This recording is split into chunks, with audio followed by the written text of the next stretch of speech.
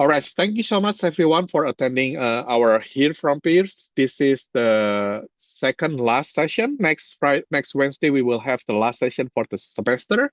We have Courtney Gorman here. She's a lecturer in the Veterinary Integrated Biosciences Department.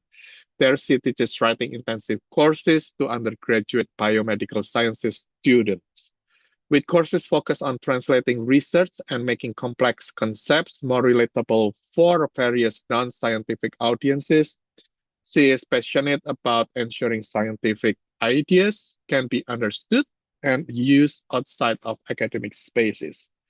Now, I will pass this presentation time to Courtney.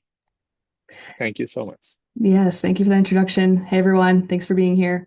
So today I'm going to talk about how I've been integrating AI into undergraduate writing, but specifically through setting boundaries and supporting the writing process. And what I'll focus on isn't using AI to generate writing, but how it can be used to make students' thinking more visible at intentional moments in the writing process. So, just a little bit of context here. I know you got a little bit of an introduction, but just reiterating that I teach these writing intensive courses for scientific majors. They're science communication courses, meaning I'm focused on communicating science to the general public as opposed to maybe more technical science writing. I teach those biomedical sciences students who, a lot of them want to go to medical school, PA school, dental school, pharmacy school, right? And my point being that they're course load is full of science heavy content, right? They are trying to get these prerequisites and they really have minimal opportunities to practice writing until they come to their two required writing intensive courses that, quite frankly, they don't want to take and don't want to be there, right? And so, just kind of give you some context to understand maybe some of the examples that I'll talk about here in a little while.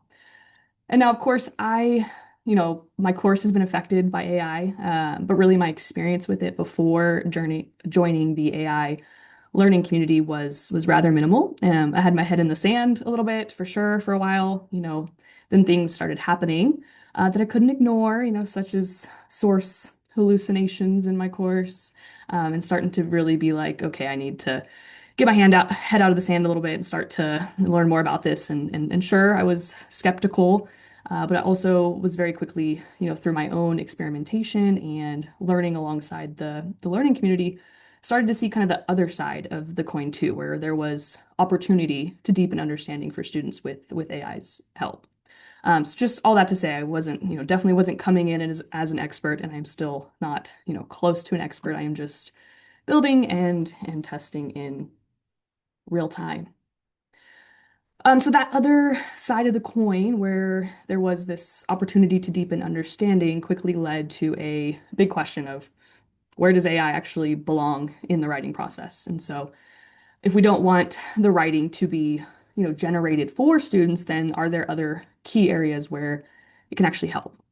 There were, of course, some real risks or fears when thinking about this in preparation for my learning community project, and these are concerns that span beyond my field of expertise, as my colleagues in other departments were sharing the same concerns. Is introducing an AI process going to short circuit, or shortcut thinking, right? Especially in writing, where students may think about the final product being the most important, but from a pedagogy standpoint, knowing that the process in between, from initial draft to reviews to the final draft, those inner processes are just as, if not way more important than the final product. So would AI short circuit that? And then, of course, just the concern of an over reliance on the technology so that they feel inept, I guess, to do processes themselves without the tool. And then finally, that, one big one that, sort of compiles everything that everyone talks about, right, is it just creating an overall reduction of critical thinking? So, knowing that these were real concerns that existed, I looked at persistent challenges in my classes where I felt like there were opportunities to use a tool to help address while, trying to reduce the potential implications of shortcutting thinking, creating an over-reliance, or reducing critical thinking. So For one, when students write, they often just write, right? We tried to slow them down during a peer review process to think intentionally about choices made in writing. Or, in one of my courses, we have an entire assignment about noticing choices in another author's paper and, how they could take some things and put it in their own writing. But still, when it comes down to first drafts, the majority of students are pen to paper scrambling the night before an assignment is due. And, I know this because they tell me this, right? And I understand it. And again, it's why I emphasize the peer review so much. But hey, could AI help them slow down and emphasize the decisions that they're making? Specifically, in two related learning outcomes could AI help. So we talk about knowing your audience, being a foundational component of any communication, right? But it's one thing to say that, and another to really practice that when their audience is not right in front of them. So, well, then a specific but related part of that audience awareness is jargon. So the classes I currently teach focus on different subsections of the general public. So students begin practicing like week one, how to deal with specialized language, language that is clear and succinct for, experts or, us to speak, but is confusing for others. And it's this idea of the curse of knowledge, right? These students, they forget what it's like to not know what they know now. So could AI help in that? So I found myself in the learning community and also in the middle of creating a new course. So for the learning community, I needed an AI related project, and I am thinking about the ways in which AI fits into writing. So why not try to combine the two efforts here? So I knew two things. If AI was going to be part of this course, one, it needed boundaries, and two, the use of AI needed to support the process, right? Not replace it. So what I did is looked at the assignments I had planned and the related lectures and started to brainstorm where AI could fit in. So every major writing assignment has a first draft, a peer review, and a revised draft. And what I started to notice is that AI fit in between multiple parts of that process, right? In other words, it didn't always need to be before a first draft, for example. It depended on where AI could be the most intentional to interrupt a thought process or a moment that maybe students would normally move past really, really quickly, right? So I'll highlight two specific checkpoints to give you an idea of how it looked. So the first checkpoint focus on something I see every semester, which I already mentioned, jargon, right? So students translate a scientific study, and even when they're trying to simplify, their drafts are still full of specialized language because, again, it's clear to them, that curse of knowledge, right? And of course, they receive lecture content about jargon. We have examples, but once it comes to writing their own paper, again, it's different. So the curse of knowledge is just heavy at play. So instead of lecturing again, right, about jargon or having more activities unrelated to AI at this point, I had them use AI to act as a detector. Okay. The goal wasn't to fix anything, it was just to flag terms that might be unfamiliar to a general audience. Then students had to make decisions. So for each of them, they needed to decide, do I keep this term, right? Do I translate it? Do I just remove it? And most importantly, why? Why are you making that decision? And so this is where it got interesting. Students immediately actually pushed back a little bit, right? Because the AI wasn't perfect, and that wasn't the point, right? If anything, it really helped my case, coming right off of a discussion about where AI can fall short. It is just a tool. It can't do the thinking for you. So, they're going, why does it think veterinarian is jargon or prescribe?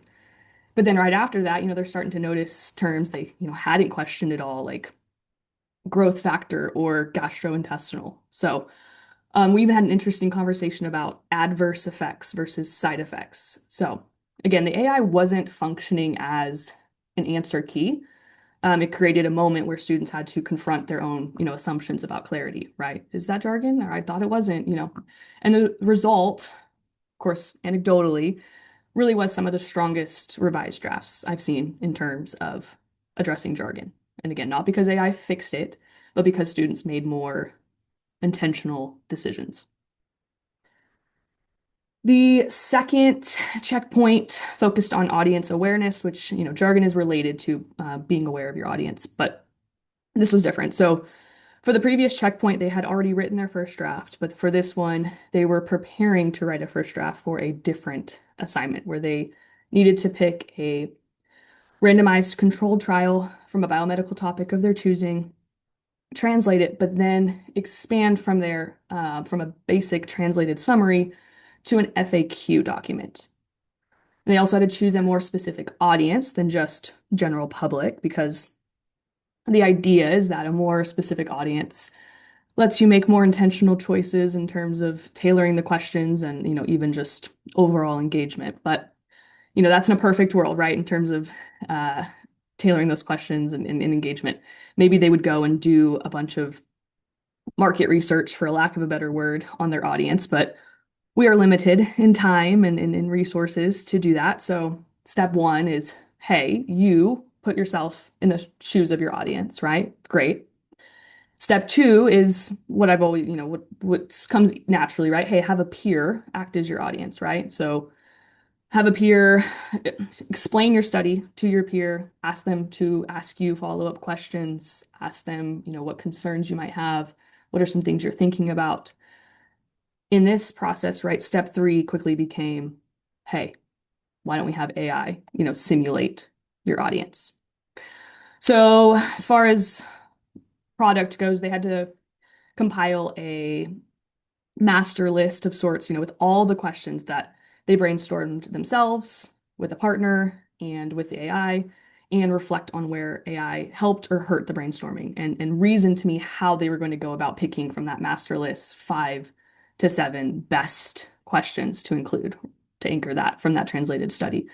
And what was interesting is that, AI didn't just replicate what their peers asked. If, it often surfaced different types of questions. In particular, like some students noticed more concern driven or even like emotional questions, things that peers didn't think to ask, which then students reflected that surprised them, right? That something emotionless like an AI seemed more emotional.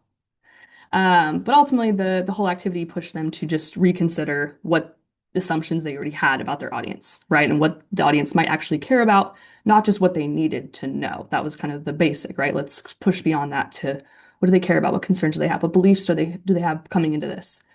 And then what showed up in the quality of the questions they developed for their assignments, unlike for that first assignment I talked about, where I've done variations of that assignment before, I had not, done that for this one. So I didn't have any expectations. So I was genuinely surprised and impressed by the overall quality of the questions. And I do think the AI helped them take it to a deeper level than maybe what even I maybe intended that they were going to originally do. So, what did I actually learn from all this? First, AI didn't make writing easier. It actually kind of made it more demanding in the right ways. So, it slowed students down at key moments, right? And that slowdown was productive. Second, students had to justify and defend their decisions in ways that, they often don't, especially in a writing course. They couldn't just move forward assuming something worked. They had to explain why it worked. And third, it made invisible skills visible, right? Things like audience awareness and just overall clarity, things that we try to teach all the time, but they're often hard for students to actually see in their own writing. So these checkpoints, I think, made that much more concrete. And then although there were boundaries in place and we, had an entire class period on discussing the ethics of AI. I think definitely looking forward, right, boundaries could definitely continue to improve, trying to keep that conversation going, especially if, AI was to permeate the course a little bit more than this first go, that I'd want to expand a bit more as far as boundaries go. I'm also continuing to refine prompts as I learn more, right? And like as my students learn more too, right? And I learn from them. Some of these reflections that they submitted mention things like reprompting or for the FAQ example, trying to use the AI to learn more about the audience before ever giving it, the study and to ask questions about. So these are all things that, again, I was learning beside the students, and I would want to continue to evolve in terms of making more intentional prompts. And then more recently, I've been thinking about transparency, how I disclose my own use of AI in the course design alongside the expectations for students. So in this process, right, I started to use it to make activities for class, and it helped me expand my examples into different biomedical topic areas. And I think it could make the conversation even more open if I was more transparent with that in conjunction with what I've already said about making sure boundaries are continue to be put into place and continue that conversation. But the overall goal, I started with hasn't changed, and I don't see it changing moving forward, right? That's not better shortcuts, but better, more visible thinking is the idea here. So thank you, and I am happy to take any questions at this point. All right, thank you so much, Courtney. Feel free to ask questions or discuss things. Whoever will go with the first, go ahead. Go ahead, Pat.